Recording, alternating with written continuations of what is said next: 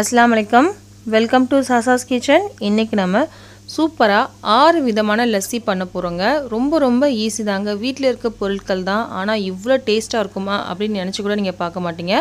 அந்த அளவுக்கு இது டேஸ்ட்டாக இருக்கும். ரொம்ப ஈஸியும் கூடங்க. இந்த வீடியோ நீங்கள் பார்த்தீங்க அப்படின்னா கடையில் நீங்கள் லஸ்ஸி வாங்கி சாப்பிடவே மாட்டீங்க. வீட்டிலே ஈஸியாக செஞ்சிடலாம். இதுக்கு தேவையான பொருட்கள் எல்லாமே டிஸ்கிரிப்ஷன் பாக்ஸில் வந்து கொடுத்துருக்கேன், நீங்கள் போய் பார்த்துக்கோங்க. ஃபஸ்ட்டு மேங்கோ லஸ்ஸி பண்ணிடலாம். இதுக்கு ஒரு மாம்பழத்தை இந்த மாதிரி கட் பண்ணி எடுத்திருக்கேன். கொஞ்சம் மட்டும் தனியாக எடுத்து வச்சுக்கிறேன். லஸ்ஸினாலே நமக்கு வந்து தயிர் தேவைப்படும். நான் மெஷரிங் கப்பில் அரை கப் வந்து தயிர் எடுத்திருக்கேங்க. நல்லா சில்லுன்னு எடுத்திருக்கேன். நான் ஐஸ் க்யூப்லாம் சேர்க்க போகிறது கிடையாது. நல்லா சில்லுன்னு எடுத்ததுனால நீங்கள் வேணும்னா நீங்கள் ஐஸ் க்யூப் கூட சேர்த்துக்கலாம். நான் மெஷரிங் கப்பில் அரை கப் தயிர் எடுத்திருக்கேன்னா 1/4 கப் வந்து பால் எடுத்துக்கிறேன். இதாங்க அளவு. கண்டிப்பாக நீங்கள் பால் சேர்க்கணும். கடையிலலாம் கண்டிப்பாக பால் சேர்ப்பாங்க. அப்போ தான் நல்லா க்ரீமியாக நமக்கு கிடைக்கும். அளவு என்னென்னா, ஒரு கிளாஸ் தயிர்னா அரை கிளாஸ் வந்து பால் சேர்க்கணும். இதுதான் அளவு. நீங்கள் எதில் எடுத்தாலும் ஓகே தான். நான் மெஷரிங் கப்பில் எடுத்ததுனால உங்களுக்கு அரை கப்பும் 1/4 கப்பும் நான் சேர்த்துருக்கேன். உங்கள்கிட்ட கிளாஸ் இருந்துச்சுன்னா கிளாஸில் கூட நீங்கள் சேர்த்துக்கலாம். இதாங்க அளவு. இதுக்கப்புறம் சுகர் சேர்த்துக்கலாம். சுகரை வந்து நான் பவுட்ரு பண்ணி தாங்க சேர்க்குறேன். சுகராக சேர்க்காதீங்க. பவுட்ரு பண்ணதுக்கப்புறம் நீங்கள் சேருங்க. இதெல்லாம் சேர்த்து நம்ம நல்லா அடிச்சிடலாம். நல்லா அடிச்சுட்டு வந்துட்டேன். இப்போது நான் கிளாஸில் சேர்க்குறேன். பாருங்கள் எவ்வளோ க்ரீமியாக இருக்குது பாருங்கள். ரொம்ப சூப்பராக இருக்குங்க. அவ்வளோதான், நமக்கு மேங்கோ லஸ்ஸி ரெடி ஆயிடுச்சு. கண்டிப்பாக நீங்கள் ட்ரை பண்ணி பாருங்கள். இது மேலே கொஞ்சோன்னு வந்து நம்ம எடுத்து வச்சுருந்தோம் இல்லையா மாம்பழம், அதை நான் சேர்க்குறேன். பாருங்கள் எவ்வளோ சூப்பராக இருக்குது அப்படின்னு. கண்டிப்பாக நீங்கள் ட்ரை பண்ணி பாருங்கள். இதுக்கு அடுத்து குல்கந்த் லஸ்ஸி நம்ம பண்ண போகிறோம். இது ரொம்ப ஈஸிங்க. ரொம்ப டேஸ்ட்டாக இருக்கும். அதுக்காக அரை கப் தயிர், 1/4 கப் பால், இதாங்க பேஸே. அதுக்கப்புறம் ஒரே ஒரு ஸ்பூன் வந்து குல்கந்த் சேர்க்குறேன்.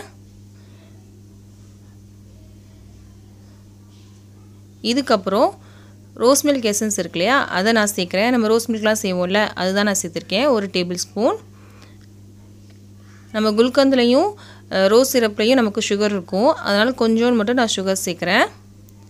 இதெல்லாம் சேர்த்து நல்லா அடிச்சிடலாம். அடித்து எடுத்துட்டோம். இப்போ நம்ம கிளாஸில் சேர்க்கலாம்.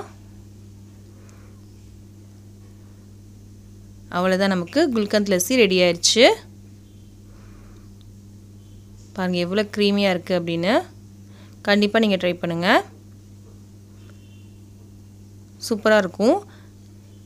இதுக்கு அடுத்து அரை கப் தயிர், 1/4 கப் பால் சேர்த்துக்கலாம். இதில் வந்து நம்ம புதினா லஸ்ஸி பண்ண போகிறோங்க. இது ரொம்ப ரெஃப்ரெஷ்ஷாக இருக்கும் நமக்கு. ஒரு 15 புதினா இலைகளை வந்து நல்லா அலசிட்டு கொஞ்சோண்டு தண்ணி சேர்த்து அரைச்சி அது வடிகட்டி எடுத்திருக்கேன். இது வந்து 3 டேபிள் ஸ்பூன் இருக்கும். அதை நான் சேர்த்துக்கிறேன். இதுக்கப்புறம் நம்ம சுகர் சேர்த்துக்கலாம். சுகர் பவுட்ரு சேர்க்குறேன். சுகராக சேர்த்திங்க அப்படின்னா ரொம்ப தண்ணியாயிரும் நமக்கு லஸ்ஸி. பவுட்ரு சேர்த்திங்க அப்படின்னா நம்ம கொஞ்சம் திக்காக கிடைக்கும். அதுக்காக தான் நம்ம சுகர் பவுட்ரு சேர்க்குறது. இதெல்லாத்தையும் அடிச்சிடலாம். அடிச்சு வந்துட்டோம். இப்போது கிளாஸில் சேர்க்குறேன். புதினா லஸ்ஸி ரெடி ஆயிடுச்சு நமக்கு. இது மேலே 2 புதினா இலைகள் வைக்கலாம். சூப்பராக இருக்கும்.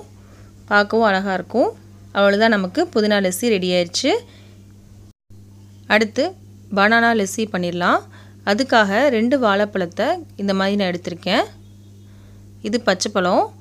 அதே மாதிரி அரை கப் தயிர், 1/4 கப் பால். அளவு இதுதான். அதுக்கப்புறம் சுகர் பவுடர். இதெல்லாம் சேர்த்து நம்ம நல்லா அடிச்சிடலாம்.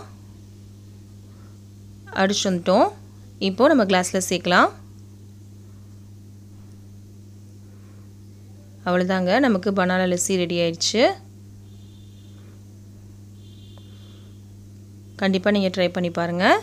இதுக்கு அடுத்து அரை கப் தயிர், 1/4 கப் பால். இது வந்து சாக்லேட் லஸ்ஸிங்க. அதுக்காக 1 டேபிள் ஸ்பூன் கொக்கோ பவுடர் நான் சேர்க்குறேன். இது உங்கள்கிட்ட இல்லைன்னா சாக்லேட் இருக்கு இல்லையா, அதை கூட நீங்கள் சேர்க்கலாம். இதுக்கப்புறம் நான் சுகர் பவுடர் சேர்க்குறேன்.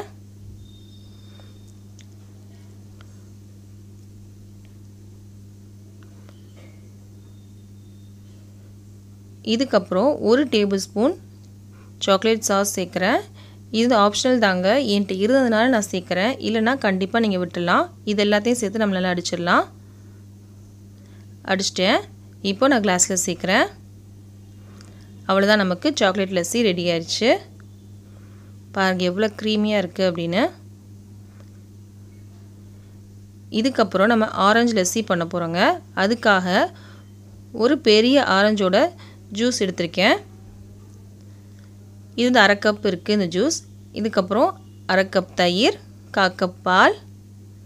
நான் மெஷரிங் கப்பில் எடுத்திருக்கேன், அதனால 1/2 கப்பும் 1/4 கப்பும் நான் எடுத்திருக்கேன்.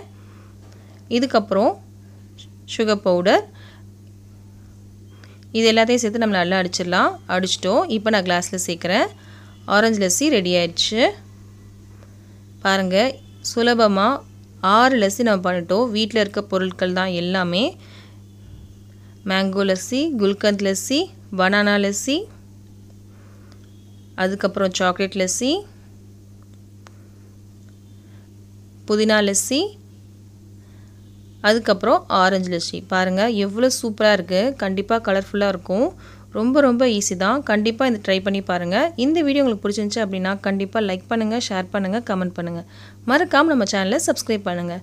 பக்கத்தில் இருக்க பெல் பட்டனே கிளிக் பண்ணிக்கோங்க. அப்போ தான் நான் ஒரு வீடியோ போட்டோன்னே உங்களுக்கு ஒரு நோட்டிஃபிகேஷன் தரும். என்னோடய வீடியோ நீங்கள் மிஸ் பண்ணாமல் பார்க்கலாம்.